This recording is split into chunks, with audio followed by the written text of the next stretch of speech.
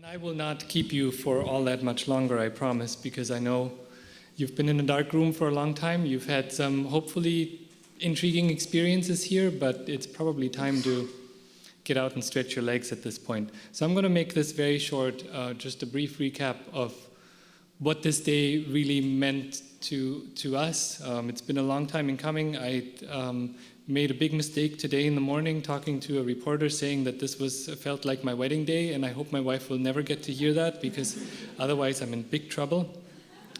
But at the beginning of the day, what I focused on in my remarks was really the remarkable cadre of Smithsonian colleagues who helped bring Smithsonian X 3D to life, as well as the remarkable cadre of industry partners who worked with us on this.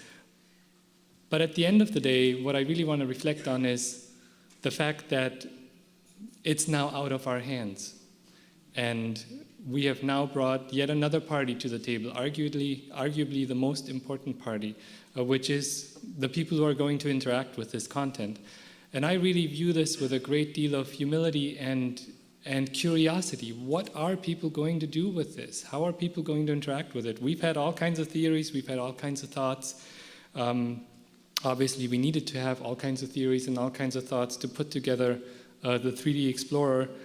But at the end of the day, I think and I hope we'll be surprised. I think and I hope we'll learn a lot from how people will interact with this content, what they really want to do, what they want to be supported in, how they want to take this content and mold it and shape it.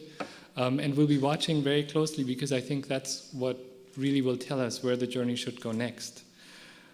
So, in a nutshell, I think part of what happened here today is the Smithsonian making true on a new contract we want to forge with our audience, which is going beyond sort of the classic state museum where you can see but you can't touch, towards a place where things are much more interactive, where you can actually do things and where you can actually take away things and where you can not just go on a learning journey, but you can actually go on a creative journey. And I hope that that's what we've done by making the 3D data available for download for educational and non-commercial use. I also want to acknowledge at the end of this day, which was really all about celebration, today was about the celebration of what we were able to do, that this is just the first step, and there's a long journey ahead of us. I hope that you agree that the projects we've launched today are compelling and make a compelling case that 3D should be part of a tool set for museums, as well as for research. But we also need to acknowledge that in order to take this into a production setting, take it from the use cases to a day-to-day activity in a museum setting, we really need to learn how to scale up, and that's critical. And we really want to highlight that tomorrow and go into more depth on that tomorrow. We have a keynote tomorrow morning by René Decker from Naturalis, which has a massive, massive digitization project using traditional 2D capture technologies. And he'll tell us and demonstrate to us how fast you can move using traditional photography methodology. And if we want to see 3D have the kind of impact that I think most of us will walk out of the room feeling like it deserves to have in a museum setting, we really need to pay attention that we can create the kind of workflows, have access to the kind of technologies, know how to do the post-processing in a way that we can start approaching the kinds of capture rates we are getting with traditional capture technologies. So I'm looking forward to having that discussion, starting that discussion tomorrow. I think that's our next big hurdle to jump, and we're eager to jump it, and we're eager to enlist anybody who wants to work with us on this and continue to do this in a fashion that is a partnership.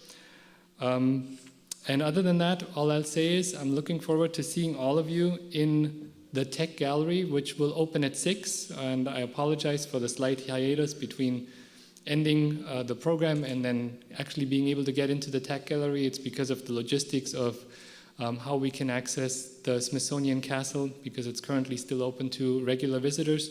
So what I'd suggest to you is that you slowly make your way over to the castle. It's right next doors. You can't miss it. It's pretty iconic. And there's a nice space for us all to gather. There's a cafe there as well. And then once the door to the tech gallery open, I want to invite you to continue the celebration, have a lot of good conversations. It's a very varied audience we have here today. This is not your usual museum conference. I think you've already all started understanding that. There are a lot of people here that come from very different backgrounds, so there's good conversations to be had. So enjoy all of that, and thank you for joining us today, and I'm looking forward to seeing you again tomorrow. Thanks.